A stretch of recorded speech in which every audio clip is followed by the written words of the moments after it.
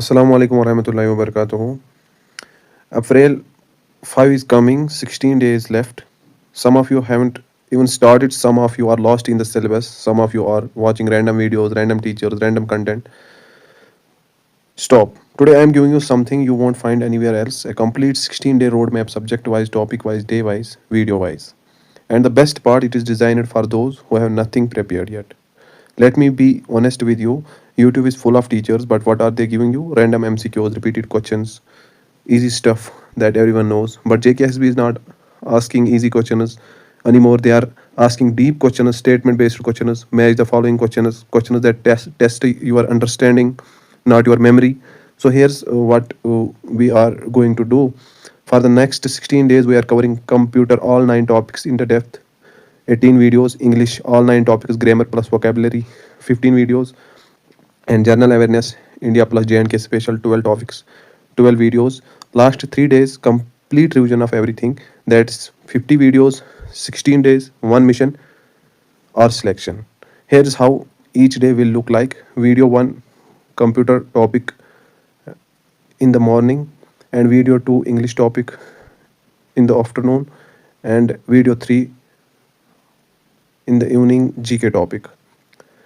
3 videos, 3 subjects, complete coverage, and every single question will be direct questions. Match the following statement based: what is true, what is false, latest pattern questions, and no repetition, no waste, only what matters. I am not asking you to like or share. I am asking you for 16 days. For 16 days, come here, watch the video, solve with me, learn with me. If you don't feel more confident after 16 days, I have failed. But if you follow this plan honestly, I promise you, 5 April will be your day. So here's what I need from you. Subscribe right now, turn on the notification. Be ready for day 1, video 1, computer fundamentals. For day 1, computer fundamentals plus articles plus ancient history, all in one day. So are you ready? One last thing, I am not a big teacher, I am not a famous YouTuber, I am just like you, a student who wants to see everyone succeed. But I have one thing that others don't: honesty, honest content, honest effort, honest teaching. Let's do this together. 16 days, 50 videos, one dream. तो हमने ये decide किया है कि पहले हम computer से शुरू करेंगे. If you think computer fundamentals is easy, you are making the biggest mistake of your life. My name is Bilal Rashid and this is day 1, video 1 of your 16-day crash course for JKSB Junior Assistant 2026. Today's topic, computer fundamentals. And let me warn you, this is not for beginners, this is for those who want to beat the examiner at his own game. The questions I am going to ask you today, 95% of them are hard.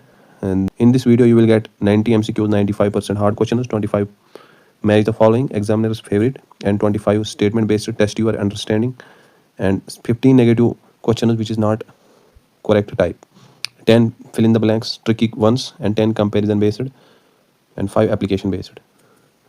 No easy questions, no time waste, only what matters. After this video, you will never fear computer fundamentals again. Let's begin. Notebook ready, pen ready, mind ready.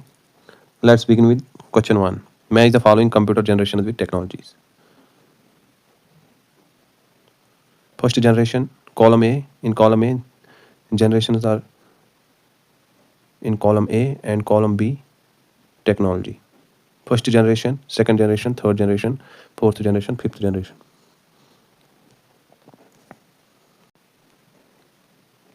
See, computer generation का ये match बहुत important है. First generation में vacuum tubes use होते थे, है ना. First generation में ये वैक्यूम ट्यूब्स यूज़ होते थे, और ये बहुत बड़े होते थे, ज़्यादा हीट करते थे और अनरिलायबल थे. इनैक, यूनिवैक इस जनरेशन के एग्जाम्पल से. इनैक और यूनिवैक, ये आपने याद रखना है, और ये भी कभी ये क्वेश्चन पूछा जा सकता है. सेकंड जनरेशन में ट्रांजिस्टर्स आए, तो ये वैक्यूम ट्यूब से छोटे, फास्ट और रिलायबल थे. IBM 1401. देखो, आप सोच रहे होंगे पहला ही क्वेश्चन ईजी आ रहा है, लेकिन ये वार्म अप के लिए है. ये पहले जो क्वेश्चन है, इससे आपका वार्म अप होगा, फिर आगे आगे जितना जितना आगे चलेंगे उतना उतना टफ क्वेश्चन आएंगे. इस जनरेशन में आता है IBM 1401, जो है ये किस जनरेशन में आता है? सेकंड जनरेशन में. फर्स्ट जनरेशन में आता है इनैक और यूनिवैक, और उसमें वर्किंग ट्यूब्स यूज़ होते थे, ठीक है.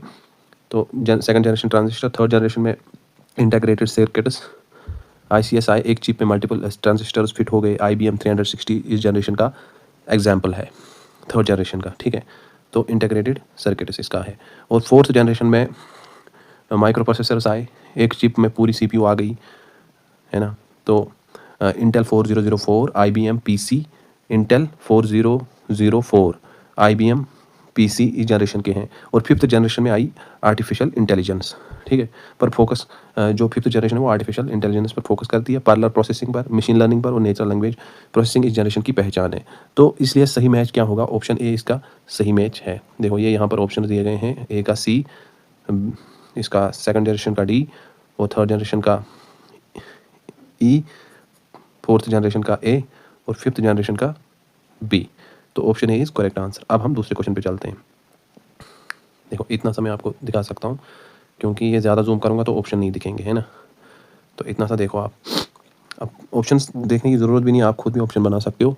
तो याद रखने का ट्रिक ये है, vacuum, transistor, IC, micro processor, AI या सीक्वेंस याद रखो आप, ठीक है। VTIMA ऐसे याद रखो। VT मतलब आपने याद रखना है VTIMAI, ये आपको मतलब जनरेशन आपकी ऐसे याद रहेंगी। पहले जनरेशन में क्या हुआ, दूसरे में क्या हुआ, तीसरे में क्या हुआ, चौथी में क्या हुआ, पांचवीं में क्या हुआ। VTIMAI याद रखना है। हमने 30 सेकंड लगाने क्वेश्चन करने में, लेकिन टाइम ज़्यादा लगेगा तो क्या कर सकते हैं। Match the following computers with their generations. अच्छा ये कंप्यूटर है, इनको अपनी जनरेशन से ये मैच करना है। इनाइक जो था वो 1946 में आया था पहला एक, और first electronic general purpose computer ये फर्स्ट जनरेशन में आता है। वैक्यूम ट्यूब यूज़ किए थे, बहुत बड़ा मशीन था, पूरा रूम लेता था, ठीक है। ये फर्स्ट जनरेशन, इनाइक फर्स्ट जनरेशन कहाँ पर है, हाँ B। और IBM 1401 जो है ये 1959 में आया। तो इनके ईयर भी पूछे जा सकते हैं, जिस हिसाब से आप JKS भी पेपर सेट कर रहा है, इनके ईयर भी पूछे जा सकते हैं। तो आपने तैयार रहना है इस चीज़ के लिए भी, ठीक है। ईयर भी आपको मैच द फॉलोइंग में ऐसे आ सकते हैं, एक साइड में ईयर आएंगे, दूसरी साइड में कंप्यूटर्स के नेम आएंगे। IBM 1401 ये सेकंड जनरेशन कंप्यूटर है, ट्रांजिस्टर यूज़ किए, बिजनेस के लिए बहुत पॉपुलर था, छोटा और रिलायबल था फर्स्ट जनरेशन से। तो ये सेकंड जनरेशन IBM 140। IBM 360 जो है ये 1964 में आया, IBM 360। और थर्ड जनरेशन कंप्यूटर है, ICS यूज़ किए, फैमिली ऑफ कंप्यूटर थी, एक सॉफ्टवेयर दूसरे मॉडल में भी चल सकता था, ये रिवोल्यूशनरी था। तो ये जो IBM 360 ये थर्ड जनरेशन कंप्यूटर है, थर्ड जनरेशन, ठीक है। C का C है। और IBM PC जो है ये 1981 में आया, फोर्थ जनरेशन कंप्यूटर है IBM PC। और माइक्रो प्रोसेसर इंटेल 18088 यूज़ किया इसमें, और पर्सनल कंप्यूटर्स की शुरुआत यहीं से हुई, ठीक है। फिर आया लास्ट में क्रे वन जो है ये सुपर कंप्यूटर है, ये फोर्थ जनरेशन में आता है, और ये फोर्थ जनरेशन में आता है, और वेक्टर प्रोसेसिंग यूज़ करता है, साइंटिफिक कैलकुलेशंस के लिए फेमस था ये। तो इस हिसाब से इनाइक जो है वो फर्स्ट है, IBM 1401 सेकंड, और IBM 360 थर्ड, और IBM PC fourth, cray one fourth. Option A इसका सही जवाब है, ठीक है। आप पॉज करके भी क्वेश्चन को सॉल्व कर सकते हैं अगर आपने ऑलरेडी प्रिपेयर किया हुआ है। अब जो नए हैं, मतलब जो बाकी भी JKSB एग्जाम्स के लिए प्रिपेयर कर रहे हैं, उनके लिए भी ये फ़ायदेमंद है। लेकिन मैंने ये स्पेशली JKSB जूनियर असिस्टेंट के लिए 16 डे क्रैश कोर्स किया है, लेकिन उनका भी सिलेबस तो सेम ही होता है, सिमिलर होता है बाकी जो एग्जाम्स हैं, ठीक है। ऑप्शन 3 आप फ़ोन को रोटेट कर लें, मतलब बेटर विजिबिलिटी के लिए। मैच द फॉलोइंग अच्छे से आपको दिखेगा। जनरेशन विद कैरेक्टरिस्टिक्स, अच्छा इनके कैरेक्टरिस्टिक्स बताने, फर्स्ट जनरेशन का, सेकंड का, थर्ड का, फोर्थ का, फिफ्थ का, ठीक है। First generation machine language use करती थी 0 और 1। मेमोरी के लिए मैग्नेटिक ड्रम्स बहुत स्लो थे, सेकंड्स में कैलकुलेशंस करते थे, ठीक है। तो फर्स्ट जनरेशन में क्या था, मशीन लैंग्वेज यूज़ करते थे। तो मशीन लैंग्वेज मैग्नेटिक ड्रम्स मतलब C पार्ट इसका, ठीक है। और सेकंड जनरेशन में क्या होता था, असेंबली लैंग्वेज आई, mnemonics like ADD SUB magnetic core memory में ट्रांजिस्टर्स की वजह से साइज छोटा हुआ। तो जो सेकंड जनरेशन है उसमें असेंबली लैंग्वेज आई, सेकंड जनरेशन D। 1 का C। और जो ये मैच द फॉलोइंग, इनमें टाइम बहुत लगता है, ये JKSB वाले ने बहुत गलत किया ऐसे क्वेश्चन लगा के। थर्ड जनरेशन टाइम शेयरिंग आया, एक कंप्यूटर को मल्टीपल यूजर्स यूज़ कर सकते थे, है ना। थर्ड जनरेशन में टाइम शेयरिंग और मल्टीपल प्रोग्रामिंग, एक टाइम पर मल्टीपल प्रोग्राम चल सकते थे, ICS की वजह से पॉसिबल हुआ। और फिर fourth generation AI expert systems, natural language, sorry fourth generation में क्या था, फोर्थ जनरेशन में ग्राफिकल यूज़र इंटरफेस मतलब GUI, नेटवर्किंग, VLSI, है ना। तो ये टेक्नोलॉजी आई। फिर फिफ्थ जनरेशन में हुआ AI एक्सपर्ट जो सिस्टम्स हैं, नेचुरल लैंग्वेज प्रोसेसिंग, ये सब इसमें आया। AI पैरेलल प्रोसेसिंग है फिफ्थ जनरेशन। तो इसका ऑप्शन है, option A is correct answer. अब अगले क्वेश्चन पे चलते हैं। Match the following inventors with their contributions. Charles Babbage ने क्या बनाया, Charles Babbage father of computer हैं, तो इसको फादर ऑफ कंप्यूटर C। और एडा लवलेस कौन थी, वर्ल्ड्स फर्स्ट प्रोग्रामर बेबेज के एनालिटिकल इंजन के लिए एल्गोरिथम लिखा था, उनके नोट्स में पहला कंप्यूटर प्रोग्राम मिलता है, ठीक है। Ada Lovelace, world first programmer Ada Lovelace, इधर option A. And Alan Turing machine का कंसेप्ट दिया जो आज के कंप्यूटर्स की फाउंडेशन है। एआई की पायनियर, वर्ल्ड वार सेकंड में इनिग्मा कोड ब्रेक करने में हेल्प की इसने। एलन ट्यूरिंग ने ट्यूरिंग मशीन का कंसेप्ट दिया, क्योंकि इसके ये आप ऐसे भी याद रख सकते हो, ट्यूरिंग इसके नाम के साथ ही ट्यूरिंग है तो ऐसे मिल जाता है। और John मोचली and John J प्रेस्पर Eckert, इसने क्या किया, इसने इनायक बनाया, फर्स्ट जनरल पर्पस का electronic computer, university of Pennsylvania में बनाया था, ठीक है, नाम भी याद नहीं रहता है। तो इनायक बनाया इसने, डेवलपर्ड इनायक। और लास्ट में अब इधर ऑप्शन एक ही बचा, John von Neumann store program concept, मतलब प्रोग्राम और डाटा दोनों मेमोरी में स्टोर हो सकते हैं। आज के सारे कंप्यूटर्स वन न्यूमैन आर्किटेक्चर पर बेस्ड हैं, ठीक है। और ऑप्शन ए इसका भी करेक्ट आंसर है। हम जल्दी जल्दी कोशिश कर, कितने क्वेश्चन हमने किए, 4। फिफ्थ क्वेश्चन है, match the following memory types with characteristics. RAM का क्या काम है? रैम होती है static RAM, flip flops use करता है, फास्ट है, रिफ्रेश नहीं चाहिए, है ना, नो रिफ्रेशिंग, तो इधर लिखा हुआ है नो रिफ्रेशिंग, फास्ट और एक्सपेंसिव। और ड्रैम का क्या काम है? डायनामिक रैम जिसे कहते हैं, और कैपेसिटर्स यूज़ करता है, स्लो है, रिफ्रेश चाहिए हर 2-4 मिली सेकेंड्स में। तो यहाँ पे कौन सा ऑप्शन है? नीड्स, लेकिन ये सस्ता भी है, मेन रैम के तौर पर यूज़ होता है, कैपेसिटर्स यूज़ करता है, स्लोअर चीपर। तो इसका जो करेक्ट ऑप्शन है वो ए है, ए, नीड्स रिफ्रेशिंग स्लोअर चीपर, है ना, इस हिसाब से। और जो रोम है, रीड ओनली मेमोरी, ये परमानेंट डाटा स्टोर करता है, परमानेंट डाटा स्टोर, यहाँ पे कोई ऑप्शन है, हाँ option D, permanent storage non volatile, ठीक है। तो पावर ऑफ होने पर भी डाटा सेफ होता है, नॉन वोलाटाइल है ये रोम। बियोस इसमें स्टोर होता है, बियोस BIOS। और कैचे मेमोरी जो है ये CPU और रैम के बीच में रहता है, CPU और रैम के बीच में रहता है ये। फ्रीक्वेंटली यूज डाटा स्टोर करता है ताकि CPU बार बार रैम पर ना जाए। लेवल 1, लेवल 2, लेवल 3 कैचे होते हैं, ठीक है। अगर पूछा जाए ना L1, L2, L3 तो वो कैचे होते हैं। तो इसका करेक्ट ऑप्शन है option C, high speed between CPU and RAM and register inside CPU fastest memory. ये रजिस्टर जो है CPU के अंदर संभाल और फास्टेस्ट मेमोरी इंस्ट्रक्शंस और डाटा टेम्पररी स्टोर करता है, टेम्पररी करता है, याद रखना, प्रोसेसिंग के दौरान। तो इसका जो करेक्ट ऑप्शन है वो क्या होना चाहिए इस हिसाब से, बताओ।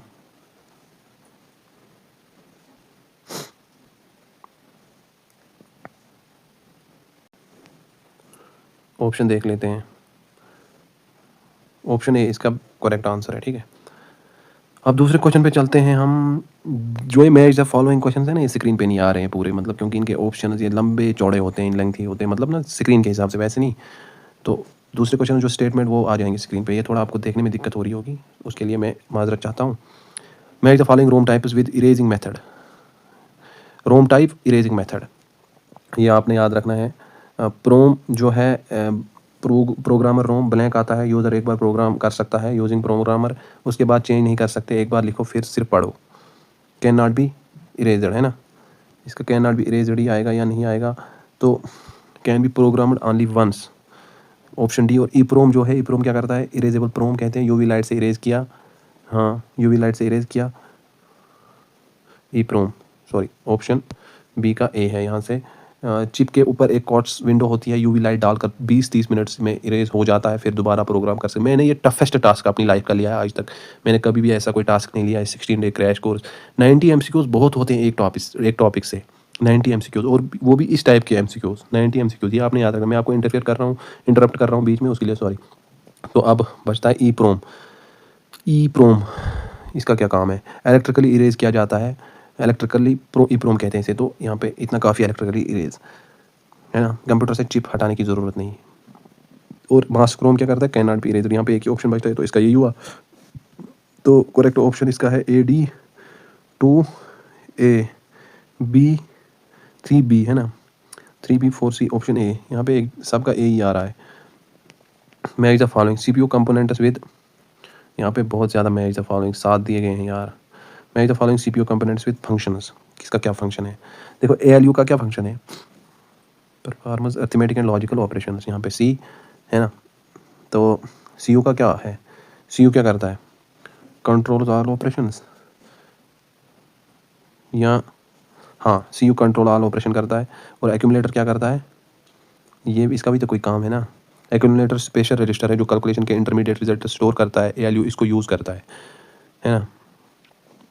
तो इसका बी है। और प्रोग्राम काउंटर का काम क्या है, प्रोग्राम काउंटर PC अगली इंस्ट्रक्शन का एड्रेस होल्ड करता है जो एग्जीक्यूट होनी है, एग्जीक्यूट होते ही इंक्रीमेंट हो जाता है। आप अगर फ़ोन को ये पूरे ध्यान से देखो ये क्वेश्चन वीडियो, मतलब दिमाग लगा के। प्रोग्राम काउंटर जो है इसका राइट ऑप्शन है option A, holds address of next instruction. और फिर बचता है इंस्ट्रक्शन रजिस्टर। देखो यहाँ पे 7 ये कॉलम दिए गए हैं, मतलब 7 पूछे गए हैं, मतलब इस कॉलम ए में कंपोनेंट 7 कंपोनेंट पूछे गए और फंक्शन की यहाँ भी 7 है।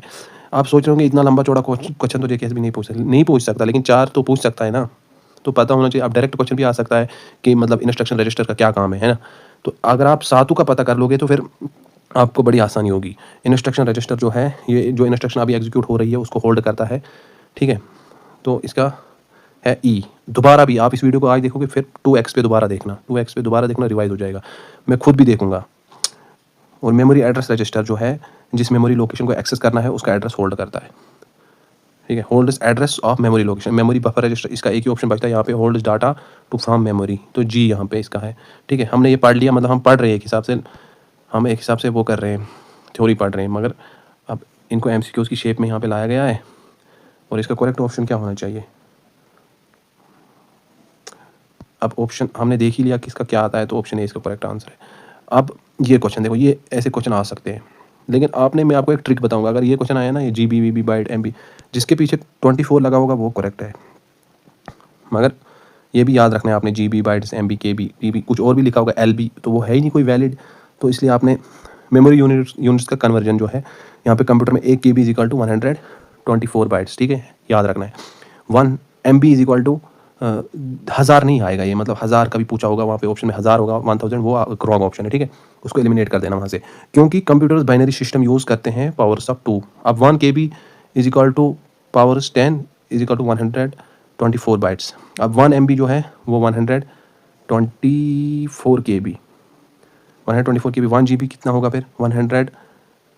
अगर इतना लंबा क्वेश्चन आया 1 MB कितने बाइट्स है, वो तो 1024 MB है, सॉरी 1024 KB है, 1024 KB है, 1 MB है ना।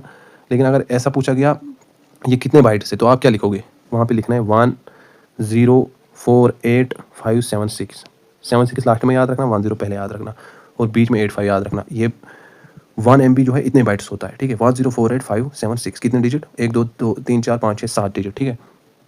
अब 1 GB कितने बाइट्स होता है, 1 GB तो 1024 MB होता है ना 1 GB। अब 1 GB कितने बाइट्स होता है, कितने डिजिट, उसमें तो जो 1 MB है वो 1024 KB है ना। तो 1 MB जो है वो 1024 KB है, और उसमें कितने डिजिट्स आए, 1 2 3 4 5 6 7 डिजिट्स आए ना, 1048576। अब 1 GB कितने बाइट्स है, 1 GB 1024 MB है ना। अब ये कितने बाइट्स है, ये है 1073741 कितने डिजिट आए इसमें, 1 2 3 4 5 6 7 8 9 10 डिजिट आए। और 10 डिजिट आप इसको याद कर लेना, ठीक है। 1073741 824 लास्ट में याद रखो, आगे का 1073 याद रखो, 1073 बीच में 741 याद रखो, लास्ट में 824। तो 1 GB इतने बाइट्स होता है, ठीक है। ये ट्रिकी क्वेश्चन है, मतलब ऐसा क्वेश्चन पूछा भी जा सकता है, क्योंकि पिछली बार जब मैंने वो जो आज जेकेएसबी जिस पैटर्न पे क्वेश्चन पूछ रहा है, मैंने 1-2 महीने पहले वो उसी पैटर्न पे क्वेश्चन बनाना शुरू किए। फिर किसी ने बोला कि ऐसे क्वेश्चन आ ही नहीं सकते, आप लोगों को मिसगाइड कर रहे हो। फिर उसी पैटर्न पे आए, जैसे वो मुझसे कॉपी करके ले गए पैटर्न और उसी पैटर्न पे क्वेश्चन पूछना शुरू किया। मैच द फॉलोइंग कंसेप्ट ही नहीं था किसी के दिमाग में कि मैच द फॉलोइंग इतने सारे क्वेश्चन फॉरेस्टर के एग्जाम में आएंगे, फॉरेस्ट इंस्पेक्टर, और इतने सारे क्वेश्चन इसके जेकेएसबी वाइल्ड लाइफ गार्ड के एग्जाम में आएंगे, है ना। तो अब 1 TB कितना होता है, 1 TB होता है 1024 GB टेराबाइट, और 1 PB कितना होता है, 1 PB होता है 1024 TB, ठीक है। तो ऑप्शन ए इसका सही है। मैन्युफैक्चरर्स हार्ड डिस्क में 1 GB is equal to 1000 MB use करते हैं मार्केटिंग में, इसलिए 1 TB हार्ड डिस्क एक्चुअल में 931 GB ही मिलता है, लेकिन टेक्निकली कंप्यूटर टर्म्स में 1 GB is equal to 124 MB ही होता है। अब अगला क्वेश्चन है, match the following systems with base. यार जितनी मेरी एक्सपेक्टेशन थी कि हम जल्दी जल्दी करेंगे, नहीं हो रहा जल्दी, मैं ज़्यादा डीप जा रहा हूँ हर क्वेश्चन के साथ। आपको अगर लग रहा है कि मैं स्लो हूँ या मैं डीप जा रहा हूँ, तो आप 2x पे देखो, मगर देखो नंबर सिस्टम्स और उनका बेस। देखो बाइनरी का बेस क्या है, 2 और सिर्फ 0 और 1 यूज़ होते हैं, है ना। कंप्यूटर इंटरनली बाइनरी में काम करता है, तो 2 बेस 2 बाइनरी बी। ऑक्टल का बेस क्या है? ऑक्टल का बेस है 8 और इसमें 0 से 7 तक डिजिट्स यूज़ होते हैं, ये याद रखना है आपने।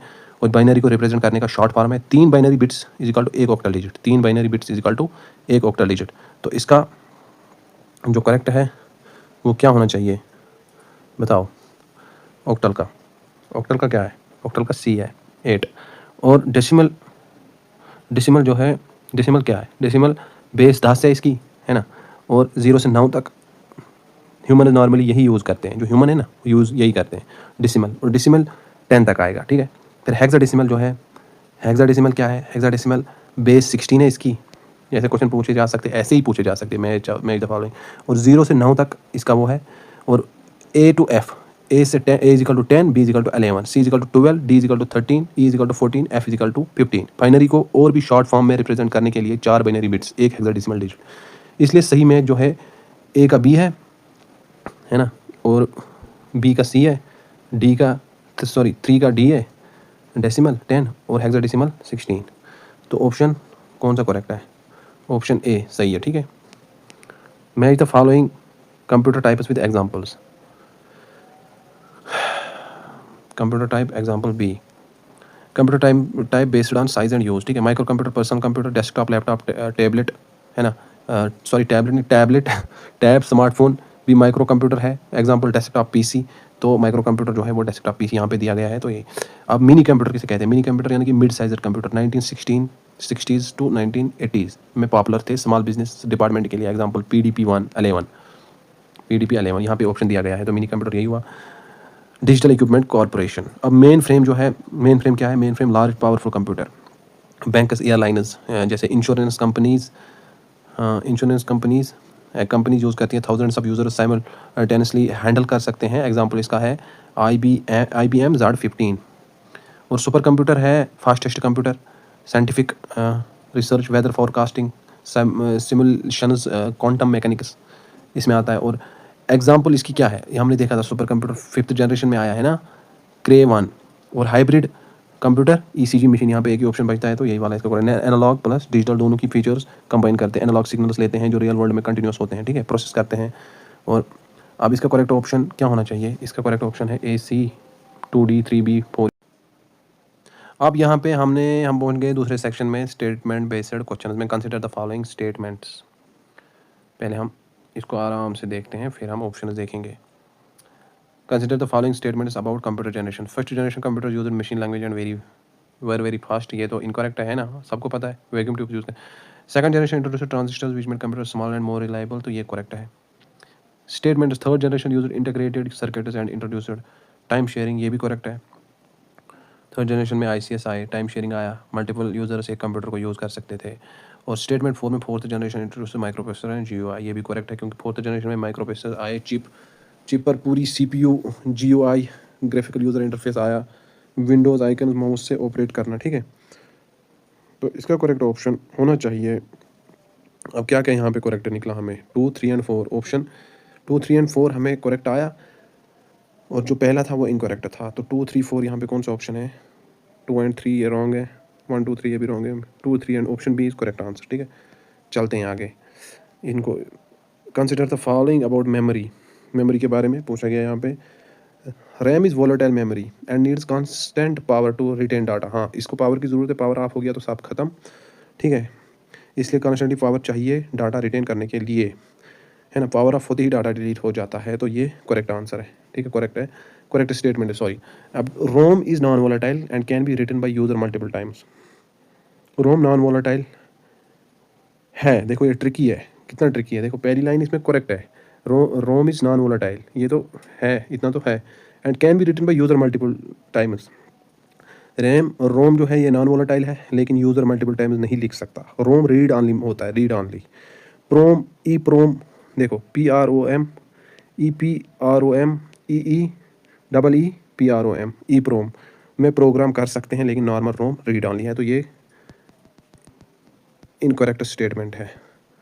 इनकरेक्ट पहला वाला करेक्ट। अब तीसरा है, cache memory is faster than RAM but slower than registers, क्या ये करेक्ट है? हाँ, इसका स्पीड ऑर्डर है, पहले register, cache, RAM, hard disk, क्या पूछा गया है? Cache memory is faster than RAM but slower than registers. हाँ, ये रजिस्टर से स्लोअर है, लेकिन जो रैम है उससे फास्टर है, हार्ड डिस्क से भी फास्टर है, ठीक है। इनका जो आर्डर है ना, आर्डर स्पीड आर्डर, वो पहले रजिस्टर आएगा, फिर कैचे आएगा, फिर उसके बाद रैम, फिर उसके बाद हार्ड डिस्क। तो ये भी करेक्ट है। अब लास्ट वाला यहाँ पे पूछा गया है, virtual memory uses hard disk space to extend RAM. Virtual memory एक टेक्निक है जिसमें हार्ड डिस्क का पार्ट रैम की तरह यूज़ होता है। जब फिजिकल रैम कम पड़ जाए, इसको पेजिंग या स्वैप फाइल कहते हैं। तो ये करेक्ट है। अब इनकरेक्ट कौन सा वाला था? स्टेटमेंट 2। 1, 3 एंड 4 हमें करेक्ट मिले। Option A is correct answer, है ना।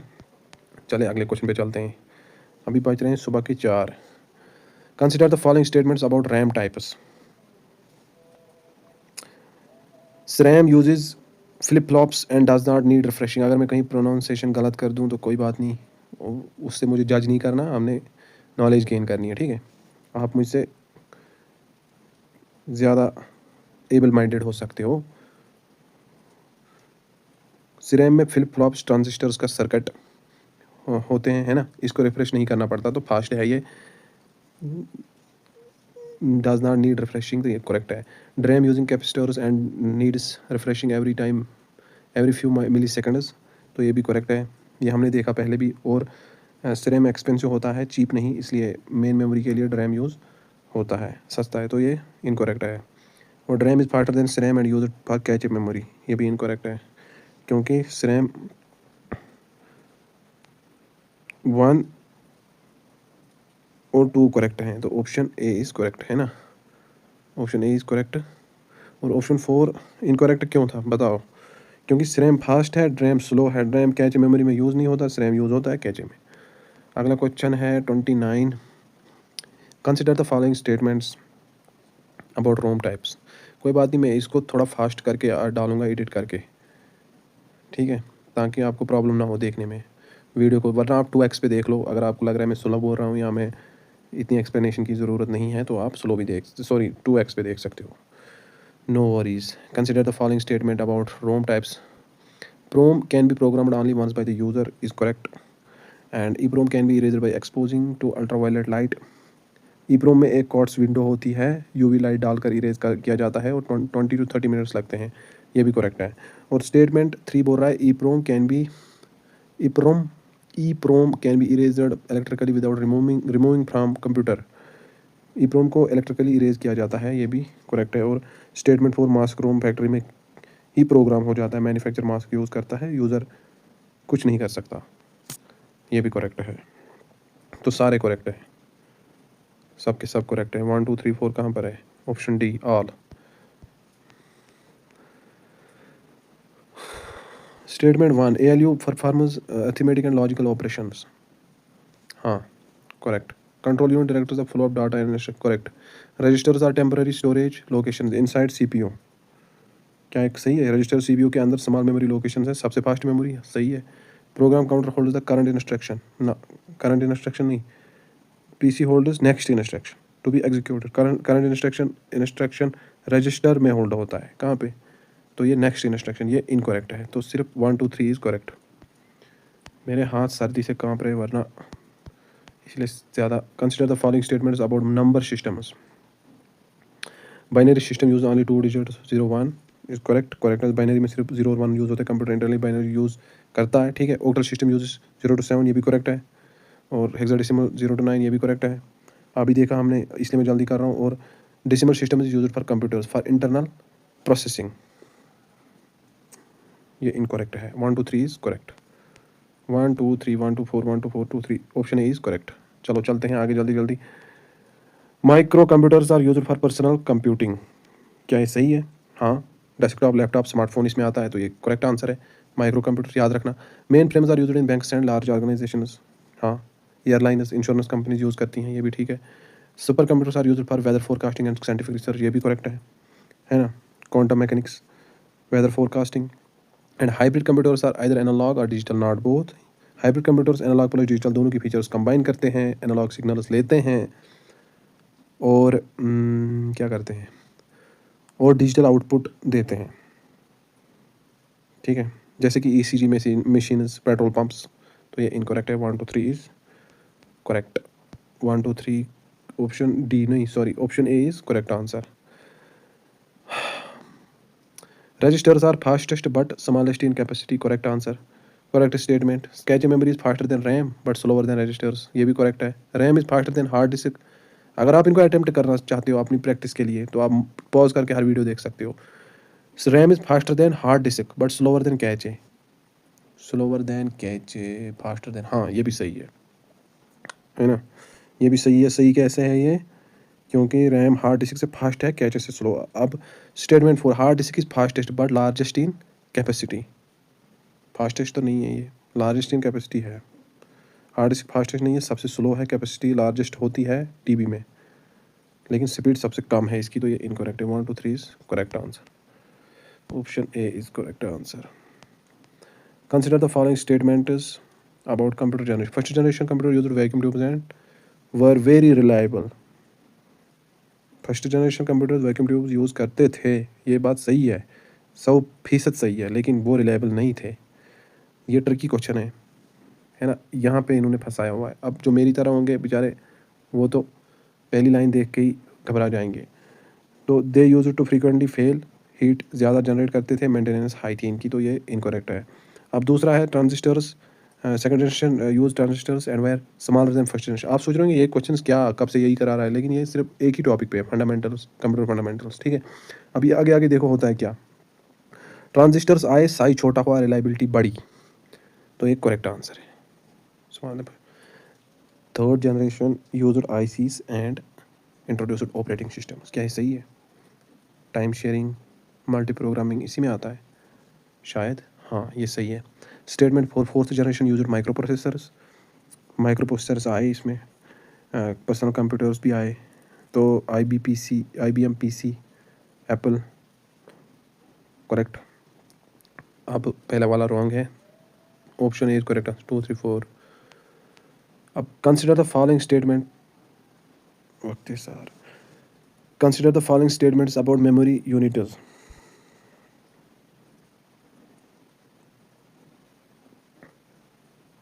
क्वेश्चन नंबर 35 है ना. 1 KB कितना होता है? 124 bytes. And 1 MB 124 KB. 1 GB 1000 वाला रॉन्ग है. 1 TB ये करेक्ट है. इसलिए 1 2 and 4 option A is correct. Which of the following is not a characteristic of first generation computer? C, they were very reliable है ना. तो सी इज करेक्ट आंसर. ठीक है. एंड अब चलते हैं अगले क्वेश्चन पे. विच of the following is not a type of primary memory? ये डायरेक्ट क्वेश्चन हैं, जल्दी जल्दी इनको करते हैं. जो कैचे है वो L1 L2 L3 है, और रोम रीड ऑनली मेमोरी है, और रैंडम एक्सेस मेमोरी ये है. कैचे क्या है? L1 L2 L3. Hard disk क्या है? हार्ड डिस्क सेकेंडरी मेमोरी है, CPU डायरेक्टली एक्सेस नहीं कर सकता, पहले डाटा रैम में आता है फिर CPU यूज़ करता है. Hard disk is correct. ठीक है. अब which of the following is not characteristic of SRAM? SRAM की कैरेक्टरिस्टिक फास्टर देन रैम, ये सही है. नीड इज़ रिफ्रेशिंग, नहीं, SRAM को रिफ्रेश नहीं चाहिए. Incorrect. It use flip flops, ये भी सही है. मोर एक्सपेंसिव देन रैम, ये भी सही है. तो ऑप्शन बी इज़ इसका मतलब इस क्वेश्चन का सही जवाब. Which of the following is not a type of ROM SDRAM मुझे लगता है कि ये इसकी टाइप नहीं है, क्योंकि ये सिंक्रोनस रैम है, रैम का टाइप है, रोम नहीं है. एस फॉर सिंक्रोनस, इसका मतलब ये रैम है जो CPU क्लॉक के साथ सिंक्रोनाइज रहती है.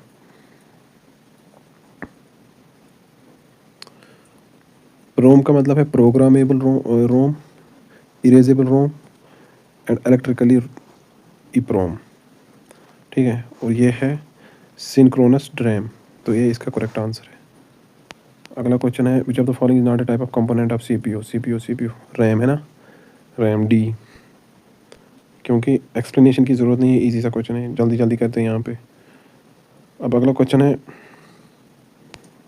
विच of the following is not a valid number system? Binary, octal, decimal. हाँ, डुओ डेसिमल जो है ये वैलिड नहीं है. डेसिमल भी है, ऑक्टल भी है, बाइनरी भी है. ड्यूडेसिमल जो है बेस 12 एग्जिस्ट करता है मैथमेटिकली, लेकिन कंप्यूटर साइंस में कॉमनली यूज़ नहीं होता। मैथमेटिकली है ये, इसलिए ये not valid in context of common computer number systems. अब which of the following is not an example of hybrid computer? Example, ECG machine analog signals heart की beats को डिजिटल डिस्प्ले में कन्वर्ट करता है, तो ये सही है। और पेट्रोल पंप एनालॉग फ्लो को डिजिटल कॉस्ट में कन्वर्ट करता है, ये भी सही है। डेस्कटॉप पीसी ये डिजिटल कंप्यूटर है, हाइब्रिड नहीं है, तो ये इनकरेक्ट है। और industrial control system analog sensor से डाटा लेकर डिजिटल कंट्रोल करता है, तो ये भी सही है। Option C is correct for this question. Which of the following is not an example of hybrid computer? What should be the correct answer? Option C. Which of the following is not a characteristic of fifth generation computer? Vacuum tubes है ना, क्योंकि यहाँ पे both कुछ भी नहीं दिया गया, यहाँ पे 1 2 3 4, यहाँ पे सिर्फ 4 ऑप्शन दिए गए हैं। तो आर्टिफिशियल इंटेलिजेंस भी है, पार्लर प्रोसेसिंग भी है, नेचुरल लैंग्वेज प्रोसेसिंग भी है। वैक्यूम ट्यूब्स फर्स्ट जनरेशन में थे, फिफ्थ जनरेशन में नहीं थे। अब which of the following is not a function of operating system? Performing arithmetic calculations है ना, क्योंकि मेमोरी मैनेजमेंट भी है इसका काम, प्रोसेस मैनेजमेंट भी और फाइल मैनेजमेंट भी। ओएस रिसोर्सेज मैनेज करता है, कैलकुलेशंस नहीं करता। Option C is correct. Which of the following is not a valid generation of computer? Valid generation नहीं है जो कंप्यूटर की। फर्स्ट जनरेशन ये भी है, vacuum tube, second generation transistor, fifth generation क्या था? आर्टिफिशियल इंटेलिजेंस है ना, पैरेलल प्रोसेसिंग और क्या, natural language processing. Six generation नहीं है वैलिड, सिक्स जनरेशन वैलिड नहीं है, यही। अब यहाँ पे ये क्वेश्चन है, चार्ल्स बेबेज को फादर ऑफ कंप्यूटर कहा जाता है, तो चार्ल्स बेबेज यहाँ पे आएगा, इन्होंने तो फादर ऑफ कंप्यूटर, ठीक है। रैम इज़ वोलेटाइल मेमोरी है ना, and ROM while ROM is non volatile, तो option C is correct answer.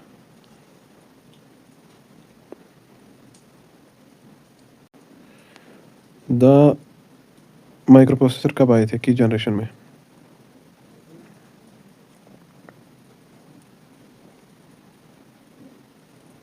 Fourth generation में, 1970s में।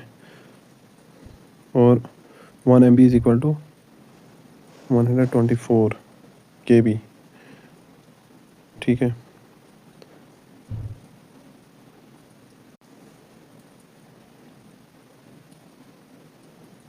फास्टेस्ट कौन सी है? रजिस्टर, फिर कैचे, फिर रैम, फिर हार्ड डिस्क, पहले रजिस्टर, तो option C is correct. Which of the following is the correct sequence of memory from fastest to slowest?